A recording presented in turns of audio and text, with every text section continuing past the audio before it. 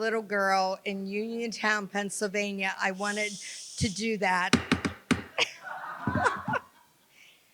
Well, hello, everyone. Here we are at the National Press Club. Go ahead, Felicia. We'll wait for you.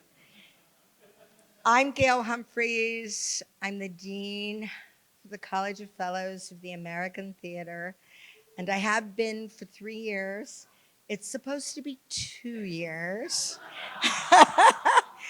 But we lived through 3, and gloriously so, because of so many extraordinary colleagues. Welcome, fellows and guests. We are back in full swing and strong. Tonight we, and please listen closely, honor the past, celebrate the present, and envision the future.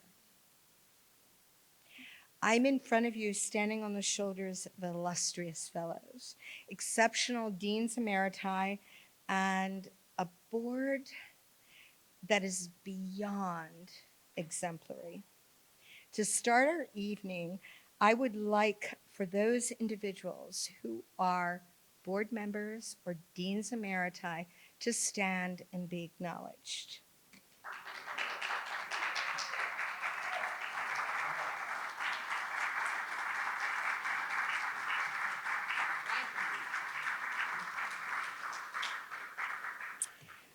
The dedication of these individuals is beyond anything I could define.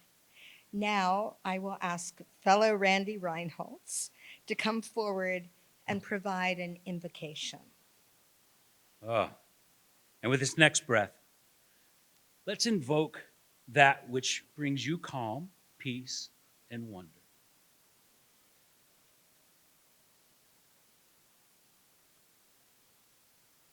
We hope that our time together brings insights, strengths to make bold, life-changing work.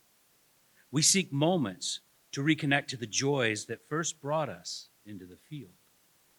And we work for changes that make our craft significant, vital. That's why we're all in the arts and the theater, isn't it? Because of our joy and our enthusiasm about life. And so it is, I cannot tell you what an honor it is to be sitting here before you and knowing this organization is the creme de la creme. It is the top. It is the highest honors. And I applaud you, as does the National Press Club.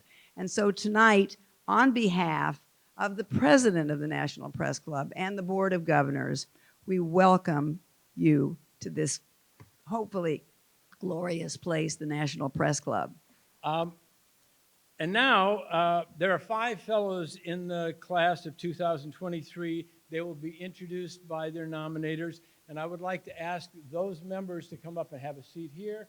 And if the nominators would come up and join me here, and we'll, come on. That's Karen, and we'll do this one at a time, but you can all come up, and that'll save a little time. We won't be trafficking back and forth. So Karen will talk about Mark Bly first. Many of us know Mark Bly as a dramaturg, a leader of dramaturgy profession, and teacher of dramaturgy at Yale. But he has been excavating scripts for hundreds of plays for many years. But few of us know that Mark has been excavating more than scripts. For years in the 1980s, while he was dramaturg at Guthrie Theater, and in the 1990s at Yale Rep, he would spend his free time fossil hunting. And most of these trips were out west with the leading paleontologists of the day, including Dr. Robert Baker and James Kirkland. And he is especially proud, Mark is, of the co-expedition with leader Jonathan Cooley, in which he discovered 6 dorsal vertebrae from a young Brachiosaurus weathering out of an escarpment 145 to 160 million years old from the late Jurassic period, Morrison Formation. Michael's great cousin was Mamie Peanut Johnson, one of 3 women who played in the Negro Leagues, was discovered and lived in D.C. until she passed away a few years ago. Where should we go now? I look forward to Heather's insights about our college as we continue to evolve while we honor those who've emboldened our art form. We like to have fun together, nerdy theater fun. And it's good to have talented folks with us. So, yup, in a room of people who've made a difference in the field, I'm happy Heather's with us. We count ourselves fortunate, a good time to ask, what can we do together? Thank you. Heather Nathan.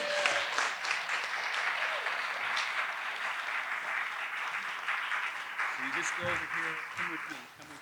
Victoria Nolan is best known for her work as the longtime managing director of Yale Rep for half of its 54-year history. Yes, and professor of theater management at Yale. But you might be interested in where she received her true training.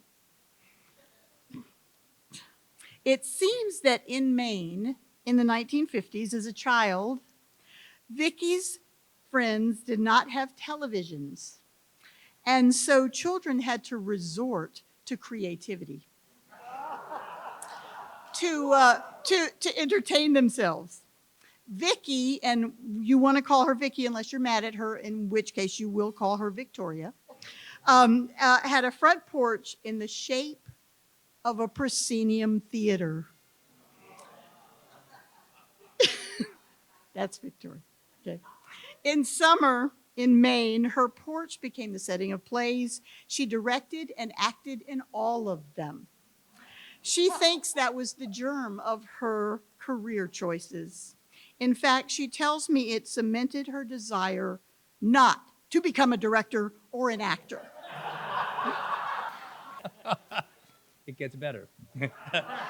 No, so with an MFA from the University of North Carolina, Greensboro, tucked under his arm, Ed moved to New York City in the late 70s to take the city by storm, and he got cast in a new play. It was the first time he got to collaborate with a playwright, and he was intrigued by that process, and he started to feed the playwright an idea for a play about a brilliant actor he knew so well. Of course, we know his name was Edward Simpson. And the playwright's response, well, that's a great idea, and you should write it. He said, but I'm not a playwright. Ed replied, well, the seed was planted. Flash forward to 1988, Ed's been teaching at Indiana University of Pennsylvania for 8 years, and the university decided to give each faculty member a computer. As a way to practice using this newfangled device, he set out to write a scene about a small town's reaction to Orson Welles' War of the Worlds broadcast. Now, over the next few months, that scene grew into a full-length play, and now that play, along with many of his others, is published by Samuel French. It's called The Battle of Shaliford, and it's been one of his most widely produced plays. To be able to gather like this and get a little more personal insights into our new fellows, and that's one of the great things.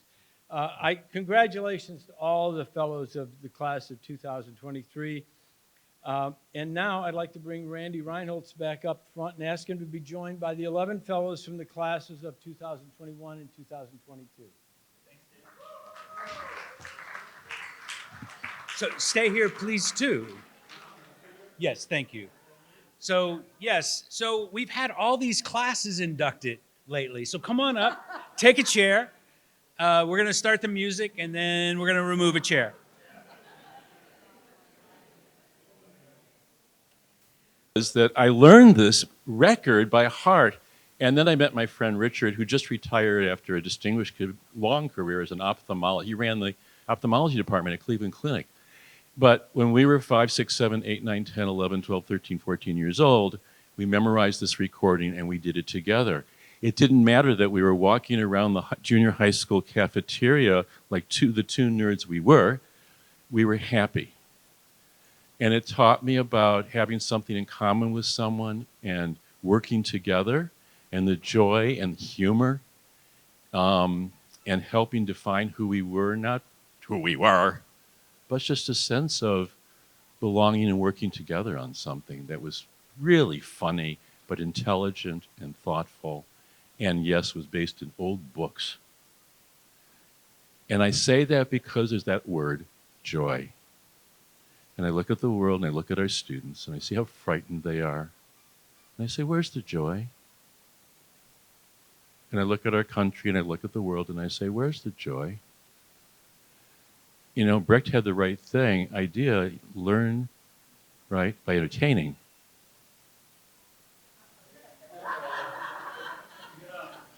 So anyway, lest the hook comes from stage right, I want to thank everybody. This is quite an honor, and I feel quite blessed. So I arrive at the workshop totally frazzled, right?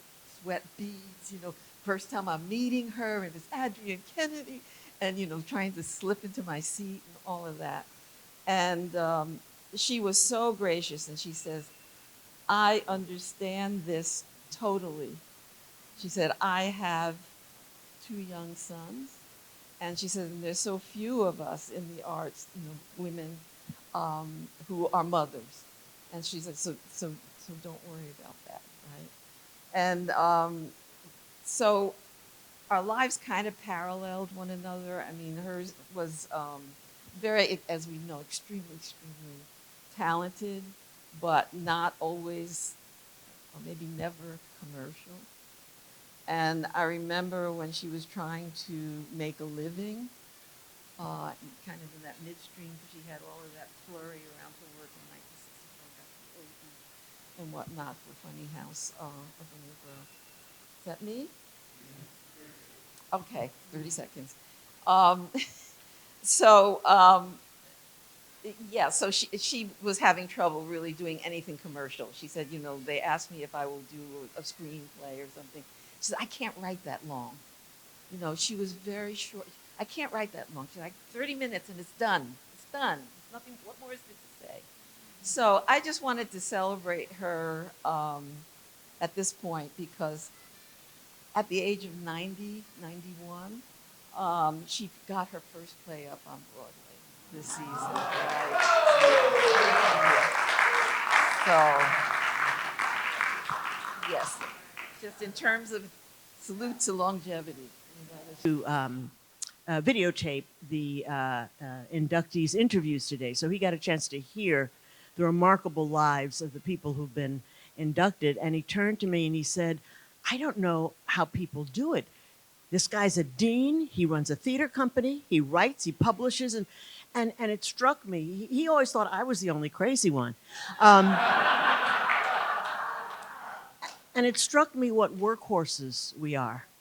We have a work ethic that you really can't explain. I remember the first time he sat in on my 10 out of 12. And he always used to complain about, why are you gone all of Saturday, all of Sunday? And then he got it. He understood. So I want to say how honored I am to be in your company. And there's so many people in this room that I look up to. And I want to make a plea, because what I feel and what this country is feeling and what our young people are feeling is fear. And theater is the one place where you can not only expose that fear, but help people overcome it. I would like to encourage us, probably not the people in this room, but to perhaps as audience members, to put imagination back in the theater rather than creating Disney theme park rides, which pass as shows. Example of this, I'm in London this summer, and I see Back to the Future, which has a flying car, all sorts of amazing effects. I'm sitting there watching this car literally fly over my head, all these amazing effects, and I'm thinking, I am not connected to this show emotionally one iota, except that I'm there dissecting it intellectually. The next night, I go see The Life of Pi. I literally came out of my chair 4 different times. It was the most amazing thing I've ever seen. And this year, the puppeteers who performed in that show won the Best Acting Awards in London. It was an incredible experience. And it was so simple and so theatrical and so heartfelt that literally I was crying through the last 20 minutes. That's what theater should be about. And Gail Humphreys is a very big part of this. Now, as I said, lives eliminated, dreams illuminated. I'm sure all of you remember the atrocity of Charlottesville, of went on, of course, with the white supremacists. And an artist named Lauren Bergman was so moved by that that she has painted a series, 23 pictures, that are inspired by black and white photographs of mostly of young girls, a couple of young women who were all killed in the Holocaust. And what she has done that is so extraordinary is that she has painted them in fantasies as if they lived these most wonderful lives. So when you're looking at them, it's, to my feeling, it's like they're in heaven. They are in beautiful settings. There are birds, there are animals. And what is extraordinary about this exhibit, by the way, which is going to open at Brandeis in September, not only is it paintings, as you go through on headphones, you will be listening to compositions, especially written. And the compositions are so interesting because they underscore the horror. So they're quite dramatic. So you get these two things together that produce an unbelievable emotional feeling. And the hot topic, I guess, is healing through arts that we're talking about. And this is an incredible project that is, I can't wait for people to see it, because it's one of the most moving and unique things, I don't think it's ever been done, that you will ever see. So I thank Dr. David Milch and Gail Humphreys, and I think you will all see this all over the world. Thank you. You know, and just to think that it's the people in this room, many of whom I know, who were really trailblazers, right? You know, there are people who had a really hard time. You know, they sort of built the field of theater. They actually brought in an audience. They made a difference, and they were mentors to me, right? And it's because of their work as trailblazers, as people who said this work is important, this work is needed, it's necessary. It's allowed me to move at a certain pace, right? And I just want to really acknowledge that, and I have really deep, sincere appreciation. And just in this moment, I want to point out the fact that on this lineup here, this lineup, not lineup, but this, it feels like a lineup. You know, Sandra Richards and Reeves Collins here, you know, both mentored me as an early junior faculty member at Northwestern. You know, and that makes a huge difference. So I want to acknowledge that. And the second thing is, the reason why I say generosity is that, you know, the field of theater at large is struggling right now. I mean, there's fewer full-time theater critics, you know, with major papers than this ever existed before. There's a lot of theater programs, departments that are sort of, you know, struggling financially. You know, so I think that, you know, how can we sort of gather and rally to sort of, you know, sort of support that work to allow it to continue. But I'm really thankful for the work that you've done in this room. I am a storyteller, and I would remind us that so are all of us. Storytelling is the older sibling of theater, and all of us are storytellers. I am at this moment passionate about two marginalized communities. Children, first, and I'll tell you about that. This year at our university, the university has popped for every third grader, that's 1,000 kids, to come to campus to see a play, have a tour, and wait for it, have lunch with authentic college students. So it's not a drive-by, it's a moment to say, you belong. And I realized I've been trying to make this happen for a while, but I was shooting too low. Department chairs say, can't afford it. Deans can't afford it. University president, when I went to the Office of Neighborhood and Community Relations, as they are trying to repair some of the damage in town and gown relationships, The president's office, and if you quote me, I will deny I ever said this. Wow, buying tickets for a play is way cheaper than providing a fire truck for the community. So they did do a fire truck the year before, but the president's office is way on board with this. That's the first community. The second, I'm teaching a course at Stateville Correctional Center, a maximum security for men in Joliet, Illinois. It is some of the most meaningful work I have ever done. Books by 2 College of American Theater Fellows have been incredibly valuable. Kim Peter Kovac's 25 Years, 25 Plays, and Brant Pope and Downtown Dan Carter's book about open scenes has been incredibly valuable as I work with people who haven't experienced text. These 2 groups are connected as there's an inverse relationship between education and recidivism, and the men I am teaching say, and what we're going to do is we want to work with at-risk youth and help them make choices. So I celebrate all of you as practitioners of radical hope.